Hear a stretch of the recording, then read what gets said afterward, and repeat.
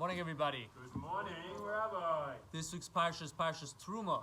Terumah talks about giving a donation. The Jewish people came together after the commandment of Hashem to build a Mishkan, to build a tabernacle, the traveling temple in the wilderness.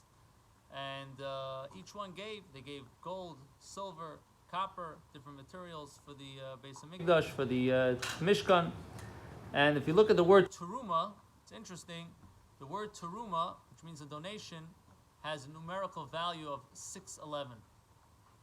Tuf is 400, Resh is 200, it's 600 right there. Vav is 6, and Hey is 5. You still have a Mem there. We'll get to the Mem in a second. But Terumah is 611. You had 2 commandments that you received from Hashem. 2 commandments that we received from Hashem, that's 613. So if you want to give a donation to Hashem, the first 2 you can't give a donation. Hashem gave it to you. It's embedded within the person. To believe in Hashem and not to go against Hashem, deep down in a person's heart, you have it in your neshama. That's why even if a person is not practicing, there are certain things that when it will come to that moment, they cannot do it. They cannot go against Hashem because it's embedded in you. So that's not a donation. That's there. That's a given. But if you want to give a donation to Hashem, you have to take the other 611 mitzvahs and work on it. So what's the mem? The 40. There's a mem that we're missing in the. It doesn't add up to 611. It adds up to 611 plus 40. So the 40 is the 40 days that Moshe Rabbeinu went up the mountain and he learned the Torah. To be able to do the 611 mitzvahs from the 613, you have to know how to do it. That's the 40 days that Moshe Rabbeinu. That's the Torah Shabbal Peh. You have to learn the Torah. You have to learn the Torah Shabbal Peh. So this is a very powerful thing of us, in addition to sponsoring and giving and helping out, helping other Jews and helping out Jewish institutions, and putting our money where we show that it really means something to us. But in the midst itself, in the avoid, in the personal relationship that a person has with Hashem, you have to give a donation. You have to advance. You have to give up, and do something for Hashem. That's one point. Another point is, in this week's parsha also talks about the menorah, building the menorah.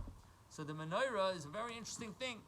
The Rambam talks about it. The Rambam actually makes a map of a diagram of how the menorah looked like. Most people think that the menorah was round, a half circle. 99% of the menorahs out there is round. It's like this, like a half circle. But the truth of the matter is, the Rambam says this and Rashi says this, that it was balachsim. It went like this. That's why all the Chabad, they're very into it. All the Chabad menorahs, you always see it like this. Because Rashi and the Rambam says that. So, yeah, like outside, exactly, that's right. So in the diagram that the Rambam writes, there were flowers and there were cups. The cups that were on the menorah, on the branches of the menorah, were actually upside down. A cup, usually, the wider part is on top, and that's how you drink from it. But the cups, the way they were designed on the menorah, was not upwards, but rather upside down. Why? So it's explained because the whole idea of the menorah is to give light. And if the cup is sitting upwards, so in a sense, whatever's inside stays inside. It's not going anywhere. Even when you want to drink from a cup, you have to take the cup and you have to tip the cup to be able to get the water out. So the menorah, the cups were upside down, so the light of the menorah should spread out. Even the windows in the Beis Hamikdash later were made that the inside was narrow and the outside was wide. So the light of the Beis Hamikdash, the light of the menorah, should go out to the whole world. So this is the idea that when a person learns Torah and does mitzvahs, you're not just supposed to keep it for yourself. You have to be a light for your family, for your friends, for your nation, that this light should be going out to the whole world. Hashem should help. We should be inspired. We should do what we have to be doing. We should be zoichet to the time that there will be a light that the whole world. Everybody will come to recognize Hashem in the times of coming of Mashiach. Amen.